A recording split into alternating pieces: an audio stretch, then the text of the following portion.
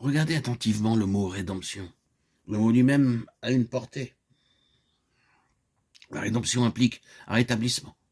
Immédiatement, la question se présente, ramener à quoi et à quelle place? Il y a quelque chose qui, dans le temps présent, a été perdu. Cette chose a cessé d'être dans sa relation originelle, dans sa position originelle.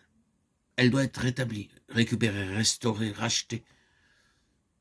Donc il doit y avoir une place et une position. Et c'est là notre point essentiel.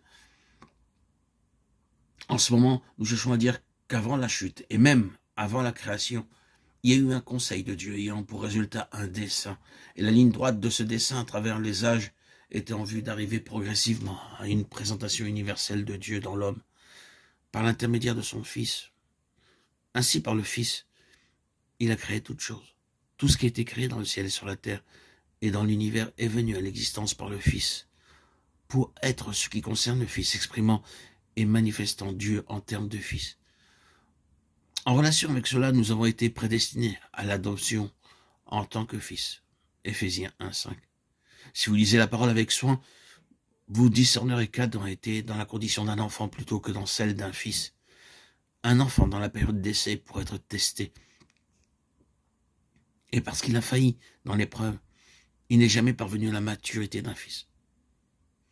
Plusieurs parmi nous sont familiers avec l'enseignement du Nouveau Testament sur la différence entre un enfant de Dieu et un fils. Adam se situe au début de la pensée de Dieu et de son intention. Il doit grandir, se développer, s'élargir, parvenir à la maturité et à la pleine stature.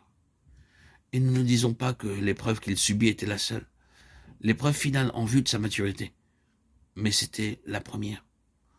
Tout le plan de croissance, de développement progressif en vue de l'état d'adulte et d'homme responsable corporativement ne repose pas nécessairement sur la rédemption.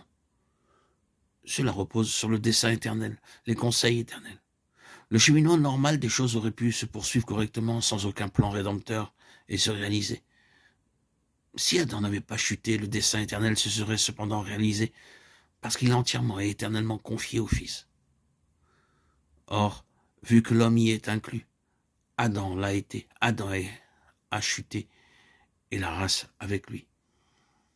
Alors, simplement pour compléter un plan dans le conseil de Dieu, un plan rédempteur devait être introduit.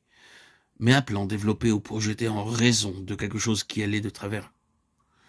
Nous ne pouvons pas dire que la chute était normale, mais elle a occasionné un plan parfait, un plan merveilleux. Et quand Dieu conçut le plan, quand dans ses conseils éternels, il projetait tout ce plan de création, et cette intention et ce dessein, alors l'attitude, tandis que nous remontons à ses conseils, fut incontestablement celle-ci. Nous savons, car nous ne pouvons nous empêcher de savoir comment les choses iront, étant ce que nous sommes. Omniscients.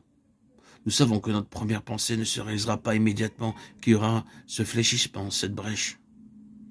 Nous projetons donc ce plan additionnel de rédemption par lequel nous descendons dans ce fléchissement et ramenons les choses exactement à notre niveau. Nous comblons cela.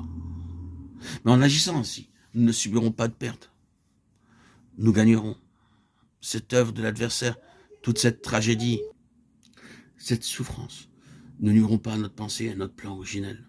Elles ne les diminueront pas d'un brin, ni cela ne signifiera simplement qu'à la fin,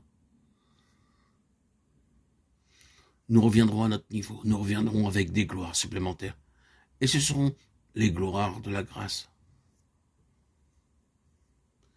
Dieu réagit toujours de cette manière à l'œuvre du diable, à obtenir plus qu'il n'avait auparavant, par le moyen de la souffrance. La souffrance n'est pas plus la volonté de Dieu que ne l'est le péché. Mais dans les souffrances de son peuple, il obtient toujours quelque chose de plus qu'il n'y avait auparavant.